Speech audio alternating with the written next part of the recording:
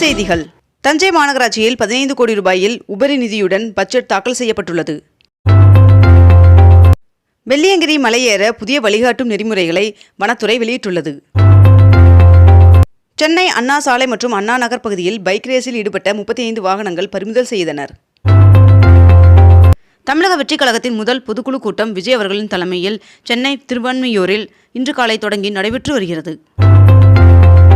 June மாதத்தில் சென்னை புறநகர் பகுதிகளில் மினி பேருந்து சேவையை முதலமைச்சர் தொடங்கி வைப்பார் என்று போக்குவரத்து அமைச்சர் சிவசங்கர் அவர்கள் தெரிவித்துள்ளார். தமிழ்நாடு மற்றும் புதுச்சேரியில் 10ஆம் வகுப்பு பொதுத் தேர்வு தொடங்கியது.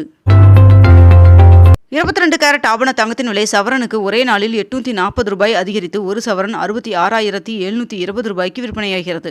அதேபோல் ஒரு கிராம் வெள்ளியின் விலை கிராமிற்கு 3 ரூபாய் அதிகரித்து ஒரு கிராம் வெள்ளி 114 ரூபாய்க்கு விற்பனை செய்யப்பட்டு வருகிறது. எல்பிஜி டேங்கர் லாரிகளின் வேலை நிறுத்தம் 2வது நாளாக நீடிக்கிறது.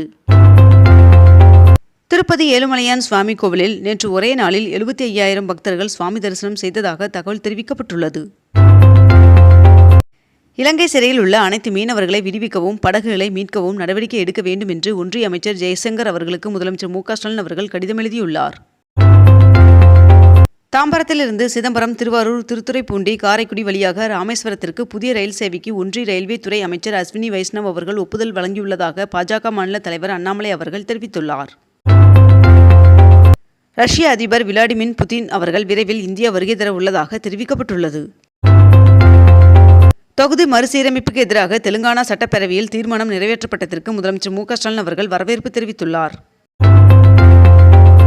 அமைச்சு பணியாளர்களின் பட்டதாரி ஆசிரியர் பணிக்கு தகுதியானவர்கள் பட்டியலை அனுப்ப வேண்டும் என்று துறை அலுவலர்களுக்கு பள்ளி கல்வித்துறை அறிவுறுத்தியுள்ளது. சென்னை சேப்பாக்கம் மைதானத்தில் இன்று சென்னை சூப்பர் கிங்ஸ் மற்றும் ராயல் சேலஞ்சர்ஸ் பெங்களூரு அணிக்கு இடையிலான கிரிக்கெட் போட்டி நடைபெற உள்ளது. ஆந்திர பிரதேச முதல்வர் சந்திரபாபு நாயுடு அவர்கள் இன்று தமிழகம் வருகிறார். சென்னை ஐஐடியில் நடைபெறும் அகில இந்திய ஆராய்ச்சியாளர்கள் மாநாட்டில் பங்கேற்பதற்காக இன்று வருகை தர உள்ளதாக தெரிவிக்கப்பட்டுள்ளது. சேப்பாக்கம் மைதானத்தில் இன்று ஐபிஎல் போட்டி நடைபெற உள்ள நிலையில் போக்குவரத்து மாற்றம் மற்றும் வாகன நிறுத்தம் தொடர்பான அறிவிப்பு வெளியாகியுள்ளது. அகஸ்தியன்பள்ளி திருவாரூர் இடையே ரயிலின் சோதனை ஓட்டம் வெற்றி பெற்றதன் காரணமாக மின்பாதையில் விரைவில் ரயில் சேவை தொடங்கப்பட உள்ளதாக தகவல் வெளியாகியுள்ளது. திருவாரூரில் ஆழித்தேர் ஓட்டம் வருகின்ற ஏப்ரல் 7ஆம் தேதி நடைபெற உள்ளது. பொதுப்பணித்துறை சார்பில் தயாரிக்கப்பட்டுள்ள கட்டுமான பணிகளுக்கான தரவு விவர புத்தகங்களை முதலமைச்சர் மு.க. ஸ்டாலின் அவர்கள் வெளியிட்டுள்ளார். சென்னை கோவை இடையே இன்றும் நாளையும் சிறப்பு ரயில் இயக்கப்பட உள்ளதாக தென்னக ரயில்வே அறிவித்துள்ளது. இசையமைப்பாளர் இளையராஜா அவர்களின் பிறந்த நாளான ஜூன் 2ஆம் தேதி அவருக்கு தமிழ்நாடு அரசு சார்பில் பாராட்டு விழா நடத்தப்படும் என்று முதலமைச்சர் மு.க. ஸ்டாலின் அவர்கள் அறிவித்துள்ளார். கோவை சிங்காநல்லூரில் சர்வதேச கிரிக்கெட் அரங்கம் தொடர்பாக மதிப்பீடு குறிப்புகள் முன்மொழியப்பட்டது. கொடநாடு கொலை கொள்ளை வழக்கில் கோவை சிபிசிஐடி அலுவலகத்தில் சுதாகரன் அவர்கள் நேற்று ஆஜரானார். முதலமைச்சரின் சிறு விளையாட்டு அரங்கங்கள் 19 சட்டமன்ற தொகுதிகளில் நிறுவப்பட்டு வருவதாக தெரிவிக்கப்பட்டுள்ளது. முதலமைச்சர் மு.க. ஸ்டாலின் அவர்கள் வக்பு சட்டத்திருத்த மசோதாவிற்கு எதிராக தமிழ்நாடு சட்டப்பேரவையில் தனி தீர்மானம் நிறைவேற்றினார். ஊட்டி, கொடைக்கானல், ஏற்காடு, நீலகிரி உட்பட தமிழ்நாட்டின் மலைப்பகுதியில் உள்ள அங்கீகரிக்கப்படாத மனைகள் மற்றும் மனைப்பிரிவுகள் வரன்முறைக்கு விண்ணப்பிக்க கால அவகாசம் நவம்பர் 30ஆம் தேதி வரை நீட்டிக்கப்பட்டுள்ளது. தமிழக அரசு இலவச உதவி செவிலியர் பயிற்சி வழங்கப்பட உள்ளதாக தெரிவிக்கப்பட்டுள்ளது. 12ஆம் வகுப்பு பொதுத் தேர்வு முடிவுகள் வருகின்ற மே 5ஆம் தேதி மேற்கண்ட இந்த இணையதளத்தில் வெளியிடப்பட உள்ளதாக தெரிவிக்கப்பட்டுள்ளது. ஏப்ரல் 1ஆம் தேதி வருடாந்திர கணக்கு முடிப்பால் வங்கிகளுக்கு விடுமுறை என்பதன் காரணமாக அரசு ஊழியர்கள் மற்றும் ஓய்வூதியதாரர்களுக்கு ஏப்ரல் 2ஆம் தேதி ஊதியம் வரவு வைக்கப்படும் என்று தமிழ்நாடு அரசு அறிவித்துள்ளது. சோளிங்கர் லட்சுமி நரசிம்ம சுவாமி கோவிலில் பராமரிப்பு பணிகள் முடிந்து ரோப்கார் சேவை மீண்டும் தொடங்கியது. வருகின்ற மார்ச் 29ஆம் தேதி அனைத்து நியாய விலைக் கடைகளும் வழக்கம் போல் செயல்படும் என்று தெரிவிக்கப்பட்டுள்ளது. புதிதாக கட்டப்பட்டுள்ள பாம்பன் ரயில் பாலத்தை திறந்து வைப்பதற்காக பிரதமர் நரேந்திர மோடி அவர்கள் வருகின்ற ஏப்ரல் 6ஆம் தேதி தமிழகம் வருகை தர உள்ளதாக தகவல் வெளியாகியுள்ளது. சிங்கார சென்னை பயண அட்டையை அமைச்சர் சிவசங்கர் அவர்கள் அறிமுகம் செய்து வைத்தார்.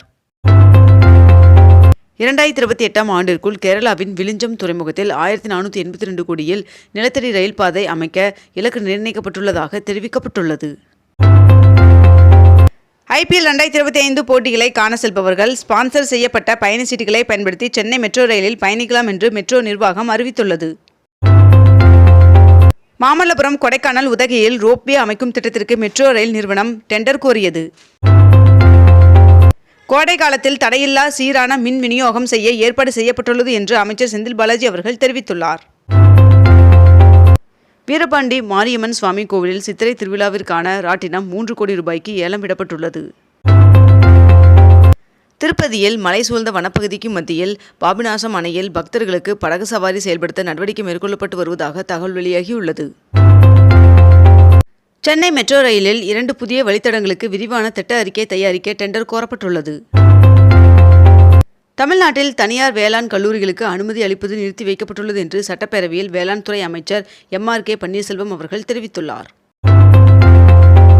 வார இறுதி நாட்கள் மற்றும் ரமலான் விடுமுறையை ஒட்டி சிறப்பு பேருந்துகள் இயக்கப்படும் என்று அரசு போக்குவரத்து கழகம் தகவல் தெரிவித்துள்ளது. திண்டுக்கல் மாவட்டம் நத்தம் வட்டத்தில் உள்ள கேசம்பட்டி பகுதியை பல்லுயிர் பாரம்பரிய தலமாக தமிழ்நாடு அரசு அறிவித்துள்ளது. அம்ரூத் திட்டத்தின் கீழ் குடிநீர் குழாய் இணைப்புக்கு கட்டணமில்லை என்று மதுரை மாநகராட்சி அறிவித்துள்ளது. உள்ளாட்சியில் காலியாக உள்ள இடங்களுக்கு வருகின்ற மே மாதம் இடைத்தேர்தல் நடத்த தேர்தல் ஆணையம் முடிவு செய்துள்ளதாக தகவல் வெளியாகியுள்ளது. தமிழகத்தில் ஏப்ரல் 1ஆம் தேதி முதல் 40 சுங்கச்சாவடிகளில் 5 ரூபாய் முதல் 25 ரூபாய் வரை கட்டணம் உயர்த்தப்பட உள்ளதாக தகவல் வெளியாகியுள்ளது. நகராட்சி நிர்வாகத்துறையில் 2569 பணியிடங்களுக்கு விரைவில் பணி நியமன ஆணை வழங்கப்பட உள்ளதாக தெரிவிக்கப்பட்டுள்ளது. மதுரை விமான நிலையத்தில் பயணிகளிடமிருந்து 11,64,000 ரூபாய் மதிப்புள்ள எலக்ட்ரானிக் பொருட்கள் பறிமுதல் செய்யப்பட்டுள்ளது. சிறுபான்மையின மாணவ மாணவியர்களின் கல்வி முன்னேற்றத்திற்கு உதவும் வகையில் இதுவரை 312 கல்வி நிறுவனங்களுக்கு சிறுபான்மையினர் அந்தஸ்து சான்றிதழ்கள் வழங்கப்பட்டுள்ளது என்று தமிழ்நாடு அரசு தெரிவித்துள்ளது. பெருநகர சென்னை மாநகராட்சி பகுதியில் சொத்து வரி, தொழில் வரி செலுத்துவதற்காகவும் தொழில் உரிமம் புதுப்பிப்பதற்காகவும் மார்ச் 29, 30 மற்றும் 31 ஆகிய விடுமுறை நாட்களில் வருவாய்த்துறை இயங்கும் என்று சென்னை மாநகராட்சி அறிவித்துள்ளது. கீழ்ப்பாக்கம் ஃப்ளவர்ஸ் சாலை அமுதம் நியாய விலை அங்காடியில் உணவு மற்றும் உணவுப் பொருள் வழங்கல் துறை அமைச்சர் சக்கரபாணி அவர்கள் ஆய்வு மேற்கொண்டார். 2025-26 ஆண்டிற்கு 5258 கோடி ரூபாய் பட்ஜெட்டை திருமலை திருப்பதி தேவஸ்தான குழு தாக்கல் செய்தது. திருநெல்வேலி மாவட்ட ஆட்சியர் அலுவலகத்தில் திங்கட்கிழமை நடைபெற்ற மக்கள் குறைதீர் கூட்டத்தில் 13 பயனாளிகளுக்கு 19 லட்சம் மதிப்பிலான நலத்திட்ட உதவிகள் வழங்கப்பட்டன. இத்துடன் இன்றைய தலைப்புச் செய்திகள் நிறைவடைகின்றன. மேலும் இதுபோன்ற அண்மை தகவல்களை உடனுக்குடன் தெரிந்து கொள்ள அக்னிபூ சேனலை சப்ஸ்கிரைப் செய்து கொண்டு தொடர்ந்து இணைந்திருங்கள். நன்றி, வணக்கம்.